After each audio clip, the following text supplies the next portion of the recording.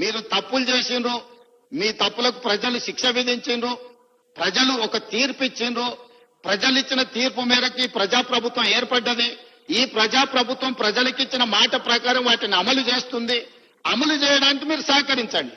ఒకవేళ మీరు సహకరించము, మీ బుద్ధే మారలేదంటే మళ్ళీ ప్రజలు మళ్ళీ ఒక తీర్పు ఇస్తారు.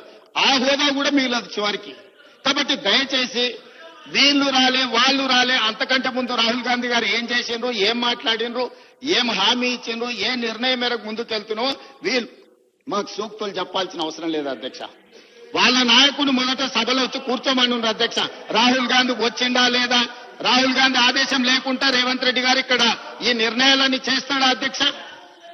ఇంత ఇంపార్టెంట్ చర్చ జరుగుతుంటే బలహీన వర్గాలకు న్యాయం చెయ్యాలని 100 సంవత్సరాల నుంచి జరగని కులగణన తెలంగాణ రాష్ట్ర ప్రభుత్వం చేసినందుకు ఏది ఏమైనా రాజకీయాలను పక్కన పెట్టి ప్రధాన ప్రతిపక్ష నాయకుడు చంద్రశేఖరరావు గారు వచ్చి ఒక మంచి మాట, అయ్యా మేం చేయలేని పని ప్రజాప్రభుత్వం కాంగ్రెస్ పార్టీ చేసింది, నేను అభినందిస్తున్నా అంటే వారి పెద్దరికం పెరిగి ఉండేది కదా అధ్యక్ష.